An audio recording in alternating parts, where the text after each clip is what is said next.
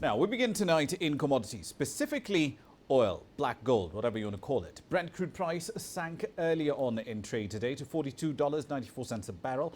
Analysts said a weekend meeting of major oil exporters will do little at all in order to help clear out a global oversupply of that commodity. WTI futures are also down in trading, down 85 cents to about $40.65 a barrel. Oil producers, led by the commodity's top exporters, Saudi Arabia and Russia, met in Qatar's capital on Sunday, or rather will be meeting in the Qatari capital on Sunday, to discuss freezing output at January's levels. Now, the idea here is to contain a supply glut that sees an extra 1.5 million barrels of crude put into the market every day over and above existing demand. Traders say they are reluctant to take new positions ahead of the meeting, which takes place outside market hours. Now, the 18 nations that will be meeting in Doha have lost nearly $315 billion between them of their foreign exchange reserves ever since this oil slump started in June last year. Let's dig into the details of what you can expect on the 17th of April. Sasha Salama is live in New York right now with more data on this story. Sasha, let's start with a focus on the American markets. There were just over 400 drilling rigs active at the last Baker Hughes rig count. Over 500 others have gone offline in the last 12 months. How have these survivors adapted to a low oil price environment?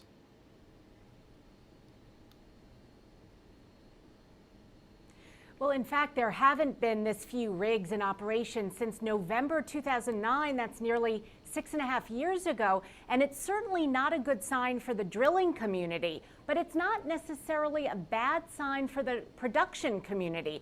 Oil rigs that have survived are in fields that are sitting on the sweet spot, which makes for the most efficient drilling possible. So the streamlining of these oil rigs has definitely led to efficiencies.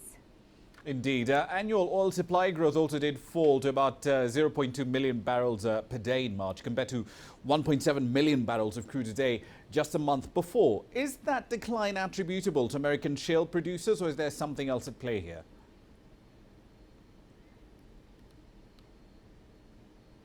Well, it is indeed attributable to that. When you have oil fields that are running out or running dry, you're not going to continue to drill and extract oil from those areas. U.S. crude oil production, in fact, has fallen under the 9 million barrel a day level, and that's a level we haven't seen in about a year and a half. Analysts say that the reason for this is that the oil industry has basically abandoned deep water drilling and exploration altogether. Indeed. Let's step back a bit here. What's the average industry break-even point for shale producers in the U.S., especially given the consolidation and cost-cutting that we have seen?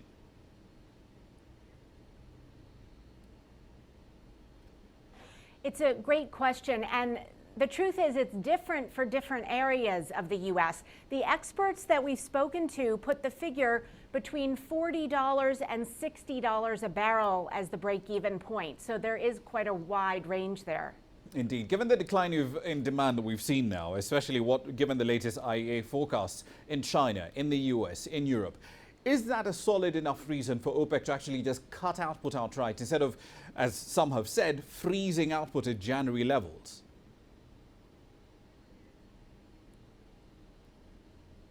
Well, the International Energy Agency in its latest report said that growth in oil demand will fall to around 1.2 million barrels a day this year.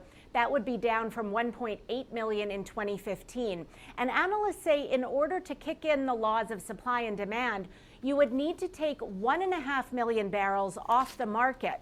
That's what global oversupply is every day. So if OPEC really wanted to get to that point, it would basically trim output by 1.5 million barrels a day. And the experts that we've spoken to do not believe that the Doha meeting Sunday will result in even an output freeze, much less a production cut of that magnitude. Indeed. One last question for you, Sasha. Without Iran at the table agreeing to a production freeze, can't we essentially just say that any deal coming out of Doha on Sunday will not be viable?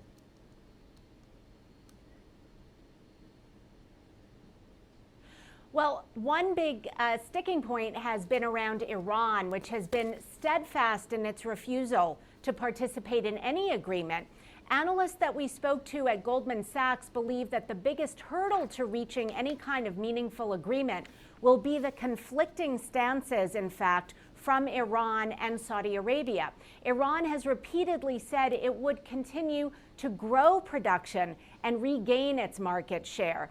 Analysts we've spoken to say that if a deal is reached on Sunday, it will likely be a very weak deal. Indeed. Back to you. We'll leave it there for the time being. Thank you for that. That's Sasha Sinama in New York. We'll keep tabs on the developments coming out of Doha, of course, right here for you on Africa Live.